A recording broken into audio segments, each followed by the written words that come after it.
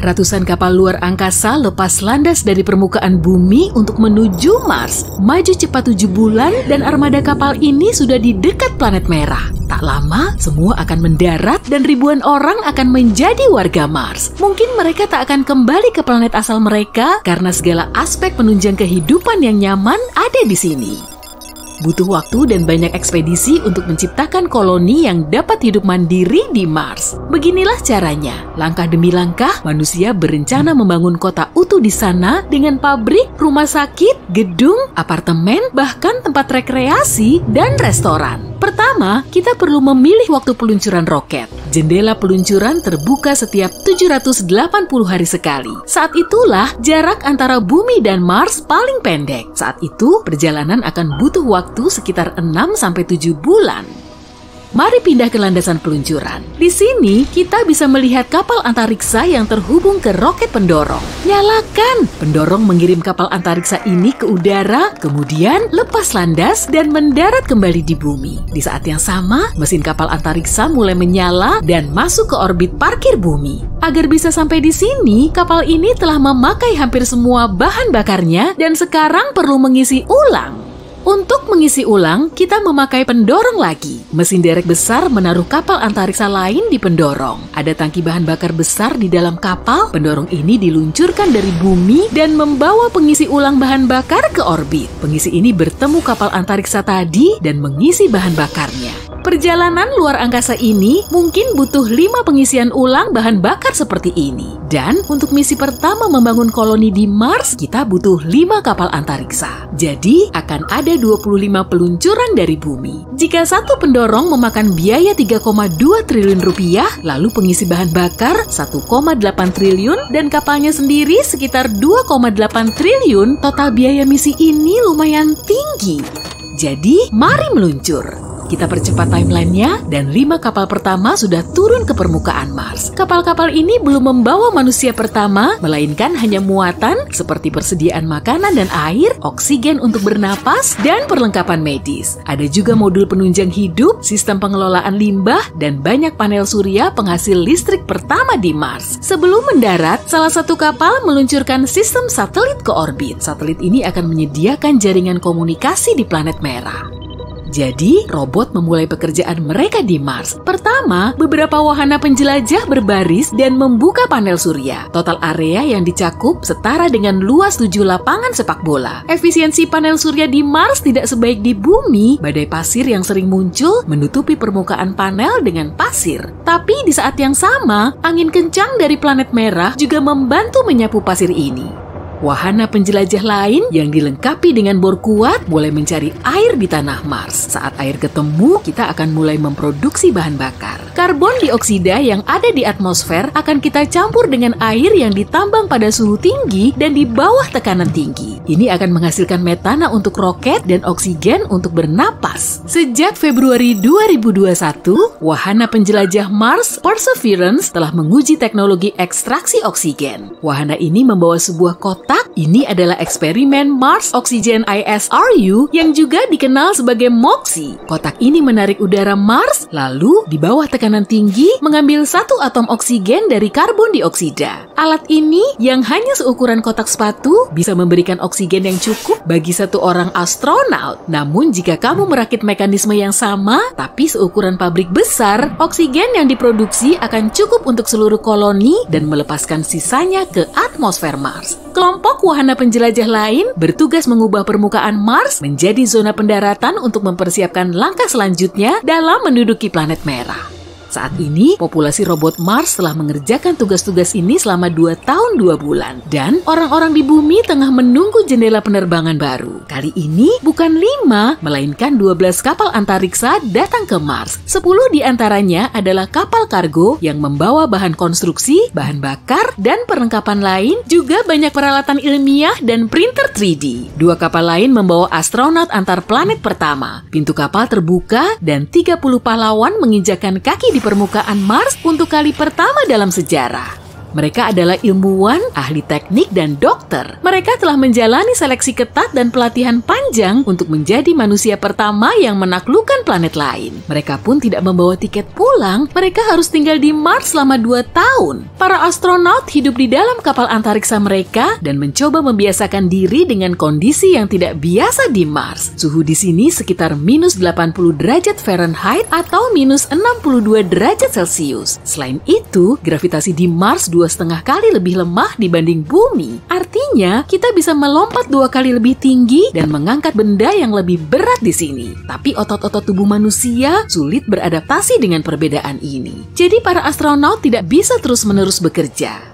Hal pertama yang mereka lakukan adalah membongkar kapal kargo dan membuat sistem penopang kehidupan. Beberapa bereksperimen dengan mengubah tanah Mars menjadi bahan untuk printer 3D. Yang lain menyiapkan rumah kaca dan mengolah tanah untuk bercocok tanam. Sistem daur ulang limbah manusia yang dibawa para robot ke sini digunakan untuk membuat pupuk tanaman. 2 tahun dan 2 bulan berikutnya telah berlalu, kita telah melihat peluncuran kapal antariksa. Bukan dari bumi, melainkan dari Mars. 30 astronot pertama telah menyelesaikan misi mereka dan sedang dalam perjalanan pulang. Kapal antariksa lebih mudah lepas landas dari Mars karena gaya gravitasinya yang lemah. Di saat yang sama, kapal-kapal lain diluncurkan dari bumi. Kapal ini akan membawa hampir 100 penduduk baru dan bahkan lebih banyak kargo ke Mars. Saat armada ini tiba di planet merah, para astronautnya dapat merasakan makanan pertama yang ditanam di Mars. Printer 3D mulai membangun rumah di Mars. Semuanya mencetak cangkang luar dari tanah Mars dan limbah tanaman. Cangkang ini akan melindungi tempat tinggal kita dari radiasi surya dan angin kencang. Di dalam cangkang, manusia akan membangun rumah permanen. Rumah ini dapat diisi udara dan dilengkapi modul yang dibawa langsung dari kapal antariksa. Rumah-rumah ini punya ruang hiburan, ruang penelitian, dan pusat komunikasi. Pembangunan berlangsung selama 2 tahun lagi hingga jendela penerbangan berikutnya terbuka lagi. Beberapa astronot meninggalkan Mars, tapi makin banyak orang datang dengan misi baru. Mereka tidak lagi tinggal di kapal antariksa, ada rumah bawah tanah yang nyaman, dan tempat bernaung dari hasil cetak 3D. Sebagian besar makanan sudah diproduksi di Mars, generasi robot baru membantu para petani. Robot lain membantu membangun lebih banyak rumah untuk mengakomodasi populasi manusia yang terus bertambah.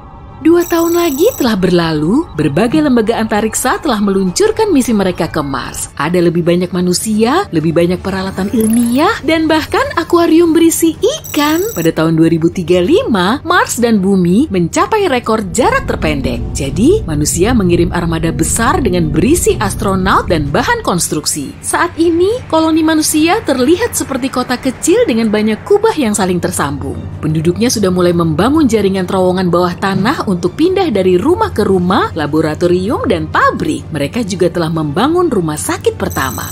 2 tahun kemudian, populasi Mars mencapai tonggak 1.500 jiwa. Hampir semua orang ini akan menjadi penduduk tetap Mars. 4 tahun dan 2 jendela peluncuran kemudian, restoran pertama membuka pintunya. Selain itu, pembangunan pembangkit listrik tenaga nuklir dimulai. Setelah selesai, warga Mars tidak butuh lagi pasukan konstan dari bumi. Dari atas, koloni ini terlihat layaknya kota kecil. Ada area pertanian, tempat menanam makanan, area hiburan, dan distrik pabrik. Dengan setiap misi baru, manusia membawa lebih banyak panel surya. Sekarang, total areanya sudah setara puluhan lapangan sepak bola. Semua ini membuat para astronaut serasa di rumah. Mereka juga tidak harus menunggu persediaan makanan dari bumi.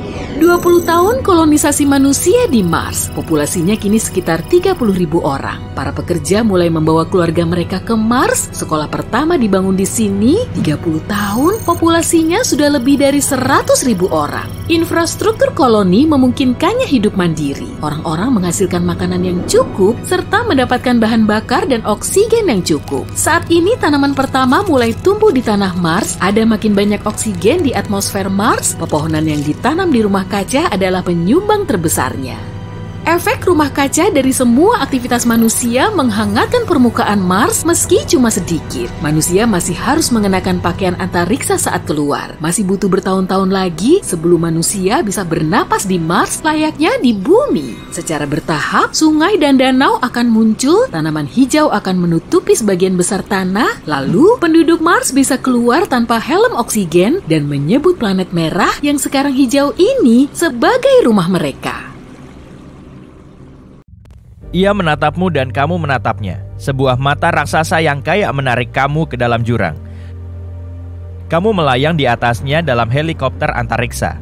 Tapi takut kayak apapun, kamu tetap harus menjalankan tugas. Jadi, kamu turunin helikoptermu ke permukaan planet merah. Betul, di sanalah kamu, di Mars. Tapi pertama, kamu luangin waktu buat mengingat semua yang kamu tahu tentang planet keempat dari matahari itu. Mars adalah planet dalam terakhir, yaitu planet-planet yang ada di sabuk asteroid. Ini juga disebut planet terestrial karena tersusun atas batuan dan logam. Atmosfer Mars jauh lebih tipis dibanding bumi. Atmosfer itu mengandung 95% karbon dioksida dan cuma 1% oksigen. Dengan kata lain, jangan sampai kamu mikir mau lepas helm. Tapi kamu nggak boleh buang-buang waktu. Kamu mendarat di permukaan planet dan berada di dunia berwarna merah kecoklatan. Syukurlah kamu memakai pakaian antariksa, tempat itu dingin membeku. Termometer yang dijahit di lengan bajumu menunjukkan minus 62 derajat Celcius. Saatnya melangkah untuk pertama kali di permukaan Mars. Planet itu kelihatan cukup penuh warna dan corak area tertentu tergantung pada mineral penyusun tanahnya. Tanah di bawah kakimu tertutup debu halus, kelihatannya mirip karat. Debu oranye yang sama juga ada di udara. Untung kamu bawa persediaan oksigen sendiri hingga nggak perlu menghirup udara Mars. Lapisan debu yang menutupi permukaan Mars ini bisa setebal 2-12 meter. Kamu berharap semoga bisa menghindari ditelan pasir isap Mars. Kamu mulai jalan, rasanya ringan banget. Volume Mars cuma 15% volume bumi dan masanya cuma 11% massa bumi. Ini artinya gravitasi di sini jauh lebih lemah. Daya tariknya 38% daya tarik di permukaan bumi. Kamu loncat-loncat naik turun lalu mencoba lari beberapa puluh meter. Kamu belum keringetan setitik pun. Yang bikin kamu lebih sulit menjelajah tempat ini adalah permukaannya yang berbatu-batu. Tertutup kawah dan gunung berapi, dasar danau tua yang kering dan ngarai. Kamu lihat sesuatu yang besar menjulang di ufuk, tapi kamu coba menahan rasa kepomu. Kamu akan cukup waktu untuk mikirin objek apa itu nanti. Tiba-tiba awan masif muncul di kejauhan. Kelihatannya kayak sekawanan besar kuda mendekatimu. Kenyataannya, lebih baik kamu kembali masuk helikoptermu dan terbang menjauh secepat mungkin. Itu salah satu badai debu yang kesohor di Mars. Seringnya, badai ini terjadi selama musim panas di belahan selatan planet merah. Terkadang, badai ini bisa melanda seluruh planet, dan badai awan yang terbesar bisa dilihat dari bumi. Kamu meloncat masuk ke dalam helikopter, dan kamu arahkan pandangan pada hal yang begitu bikin kamu ketakutan. Saluran berliku yang mirip pembuluh darah melintasi bola mata itu. Tapi makin dekat, makin gak mirip mata sebenarnya. Kamu segera nyadar, itu sebuah kawah. Ukurannya raksasa, diameternya hampir 30 km. Di sekitar kawahnya, yang mirip pupil, ada kawah-kawah lain yang bahkan lebih besar. Kemungkinan kawah-kawah ini terbentuk miliaran tahun lalu, ketika Mars harus menghadapi banyak serangan batuan antariksa. Tapi kenapa kawah mata lebih gelap dibanding lanskap sekitarnya? Ilmuwan berpikir suatu ketika ada air Mars di lubang raksasa itu. Ingat saluran tadi? Kemungkinan saluran itu dulu dialiri air. Dan karena terisi air, ini mencegah beberapa bahan dan mineral dari terkikis. Nah, ingat sesuatu yang menjulang di ufuk? Saatnya kita menjelajahinya. Kalau sudah dekat, akan kamu sadari kalau ini adalah gunung berapi perisai terbesar di seluruh tata surya, Olympus Mons. Diameternya lebih dari 595 km, yang hampir seukuran dengan negara bagian Arizona. Kamu miringin kepala. Wow, tinggi gunung itu 25 km. Gunung ini juga dipagari oleh tebing-tebing setinggi 6 km. Untuk bayangin ukuran gunung berapi ini, yuk kita bikin beberapa perbandingan. Gunung berapi terbesar di bumi adalah Mauna Loa, menjulang sekitar 4,02 km di atas permukaan laut dan membentang sejauh 120 km. Kedengaran mengesankan. Tapi volume Olympus Mons sekitar 100 kali lebih besar Mauna Loa. Gunung raksasa Mars bisa menelan seluruh rantai kepulauan Hawaii dari Kauai sampai Hawaii. Tapi kenapa gunung berapi ini begitu besar? Mungkin ini hasil gravitasi permukaan bawah dan angka erupsi yang lebih tinggi. Atau mungkin karena kerak planet merah yang lain banget dari kerak bumi. Keadaannya statis. Di planet kita, kerak tersusun atas 15-20 lempeng tektonik yang bergerak. Ketika lempeng-lempeng ini bergerak di atas titik-titik panas yang memproduksi lava, gunung-gunung berapi baru terbentuk dan yang sudah ada jadi padam. Karena itu, lava bisa sampai ke permukaan melalui banyak lubang. Tapi di Mars, keraknya nggak terpecah jadi sejumlah lempeng tektonik kayak di bumi. Dan lava nggak bisa melakukan apapun kecuali menumpuk dalam satu gunung berapi yang besar sekali. Nah, gimana kalau kita lebih mendekat lagi ke gunung raksasa ini? Tapi begitu kamu melangkah keluar dari helikopter di tanah Mars, tanah di bawahmu mulai berguncang. Itu gempa Mars. Tapi gimana itu bisa terjadi, sedang Mars nggak punya lempeng yang bergeser dengan aktif? Para spesialis dari NASA yakin gempa Mars terjadi saat energi di dalamnya tiba-tiba dilepaskan. Ini menimbulkan retakan dalam kerak planet itu. Satu sentakan kuat lain dan salah satu retakan semacam itu terbuka pas di depanmu. Kamu jatuh ke tanah, takut mau bergerak. Tapi semua segera jadi tenang. Kamu tunggu beberapa menit, cuma untuk memastikan dan berdiri. Wah, lihat, ini kesempatan sempurna buat menjelajah bagian dalam planet merah. Retakan itu cukup lebar untuk dilewati robot riset khusus. Kerak planet itu tipis dan tersusun atas batuan basal vulkanik. Mantel yang membalut inti planet tersusun atas silika tebal, oksigen, dan mineral lain. Mungkin kamu bisa bandingkan ini dengan pasta gigi batuan lunak. Mantel Mars juga jauh lebih tipis dari mantel bumi. Tebalnya cuma antara 1.300 sampai 1.770 km. Adapun inti planetnya sebagian besar terdiri dari besi, nikel, dan belerang dan lebarnya antara 1.450 sampai 1.930 km. Inti Mars nggak bergerak, karena itu Mars nggak punya medan magnet di seluruh planet. Sayangnya, drone kamu tersesat di kedalaman planet merah. Kamu tinggalkan drone itu di sana dan melanjutkan eksplorasimu. Destinasi berikutnya adalah Valles Marineris. Namanya kedengeran kayak nama saus merah Italia, tapi sebenarnya ini sebuah ngarai, atau tepatnya sistem ngarai yang benar-benar luas, yang membentang sepanjang ekuator Mars. Ngarai ini menakjubkan sekali kayak Olympus Mons. Panjangnya lebih dari 4.200 km dan dalamnya lebih dari 6 km. Ngarai ini begitu luas hingga bisa mencakup seluruh kontinen Amerika Serikat dari Samudra Pasifik sampai Atlantik. Yuk kita bikin perbandingan lain. Salah satu ngarai paling kenamaan di bumi adalah Grand Canyon di Arizona. Tapi Grand Canyon 10 kali lebih pendek dan sekitar 4 kali lebih dangkal dibanding ngarai di Mars. Sebagian ilmuwan berpikir kalau Valles Marineris adalah tepi sebuah lempeng tektonik raksasa. Lempeng ini bergerak lambat hingga hampir nggak ada yang terjadi di wilayah itu selama jutaan tahun. Dan gerakan lempeng ini mungkin dimulai 3,5 miliar lalu. Bagaimanapun, satu-satunya yang masih tersisa dalam daftar tugasmu adalah mengunjungi bulan Mars. Bulan Mars termasuk yang terkecil di tata surya. Phobos adalah bulan yang lebih besar dari kedua bulan itu. Orbitnya cuma 6.000 km di atas permukaan Mars. Gak ada bulan dikenal lain yang bergerak lebih dekat ke planet induknya. Bulan ini mengelilingi planet merah 3 kali sehari, sedang bulan kedua, Deimos, butuh Bumi, batu ketiga dari matahari, si planet biru. Pasti kenal kan? Atmosfernya terdiri dari sekitar 78% nitrogen, 21% oksigen, dan 1% argon, uap air, serta karbon dioksida. Keseimbangan yang pas agar makhluk hidup bisa bernapas. Cuaca di sini juga sempurna bagi kehidupan, gak kayak di tempat-tempat seperti Saturnus, Merkurius, atau objek langit lainnya di tata surya kita. Berkat kombinasi ini, kita punya troposfer. Ini adalah bagian terpadat atmosfer di planet kita dan tebalnya 8 hingga 15 km. Ini adalah lapisan atmosfer yang selalu memengaruhi cuaca kita dan menjamin kondisi yang tepat untuk kehidupan dan adanya perairan. Bumi duduk di jalur orbitnya, mengurus urusannya sendiri, berputar mengelilingi matahari, sampai dor! Venus dan Mars mendekat dan mengganggu bumi kita. Mereka mau menemani bumi yang kesepian. Dua objek langit yang relatif besar dan bergerak menuju bumi ini punya dampak yang mengerikan bagi bumi, dimulai dari perubahan jalur lintas orbitnya. Orbit planet-planet di tata surya harus tetap seimbang agar tak ada yang rusak. Nah, kalau ada objek besar yang mendekati bumi, orbit kita pasti akan keluar jalur. Planet-planet ini akan berputar satu sama lain sehingga menyebabkan banyak bencana alam.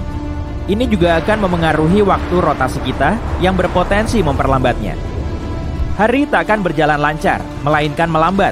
Hewan yang bergantung pada siang hari perlu menyesuaikan lagi jam biologisnya. Hewan nokturnal juga perlu mencari cara untuk mengatasi malam yang panjang. Manusia sudah beradaptasi cukup baik dengan waktu 24 jam sehari. Waktu ini sendiri hanyalah konstruksi manusia untuk mengukur sesuatu. Kita akan kesulitan tidur dan menyesuaikan diri dengan hari yang panjang ini. Hewan laut mengandalkan aliran arus alami untuk bermigrasi di lautan. Dengan mendekatnya Mars dan Venus, mereka juga perlu menemukan jalur baru. Burung yang bermigrasi ke negeri lain sepanjang tahun juga akan bingung dan gak tahu harus apa. Secara umum, suhu bumi akan naik dan gelombang panas besar-besaran serta perubahan iklim permanen akan terjadi. Ini membawa kita ke masalah berikutnya, panas. Kenaikan suhu yang radikal akan mengubah segalanya menjadi gurun tandus. Musim kemarau akan terjadi sepanjang tahun, terutama karena Venus ada di dekat kita. Sebagian besar planet kita akan mengering dan tak akan cocok untuk bercocok tanam. Venus itu panas. Ya, benar-benar panas. Meski bukan planet terdekat dari matahari, Venus masih yang terpanas. Suhu di Venus mendekati 480 derajat Celcius yang akan melelehkanmu seperti es batu. Tanah di Venus umumnya datar, mungkin karena suhunya. Venus panas karena atmosfernya tebal dan memerangkap gas berbahaya di dalamnya. Jika Venus mendekat ke arah kita, gas-gas itu akan masuk ke atmosfer kita dan membahayakannya. Mars alias planet merah sangat dingin. Suhu ini mungkin tetap sama jika dia mengelilingi bumi. Mars juga rumah bagi gunung berapi aktif terbesar di tata surya, yang membuat gunung Everest sekecil semak jika dibandingkan dengan pohon. Dengan ketidakstabilan yang tinggi ini, suatu hari gunung itu mungkin bangun dan meletus. Mars punya atmosfer yang sangat tipis sehingga suhunya dingin. Gravitasinya sangat mirip bumi. Mars bahkan sangat dingin dan punya lapisan es di kutub yang diselimuti karbon dioksida. Sama seperti Merkurius, kamu hanya bisa bertahan di sana asalkan bisa menahan napas dan berada di titik tepat di antara matahari terbit dan terbenam. Ketiga planet yang mengorbit satu sama lain ini akhirnya akan bertabrakan. Tinggal menunggu waktu saja. Dan bulan yang cuma menggantung seperti lalat di dinding menjadi tak berarti hingga akhirnya terlempar dan planet lain akan menangkapnya ke orbitnya. Atau dalam kasus yang mengerikan, bulan akan menabrak salah satu dari dua planet pengganggu tadi. Bumi akan mengalami gelombang pasang super ekstrim. Dua planet baru yang berputar mengelilingi bumi ini akan menyebabkan ketidakseimbangan besar sehingga gravitasi kita menjadi tak kendali. Tiap gelombang pasang akan lebih besar dari yang sebelumnya dan akan menutupi lahan-lahan kering. Banyak pulau kecil yang tersebar di lautan akan tenggelam. Kota-kota pesisir juga akan menjadi rumah bagi ikan. Negara-negara datar pada umumnya akan butuh perahu untuk sarana transportasi. Bendungan dan tanggul tak akan cukup untuk menghentikan air masuk.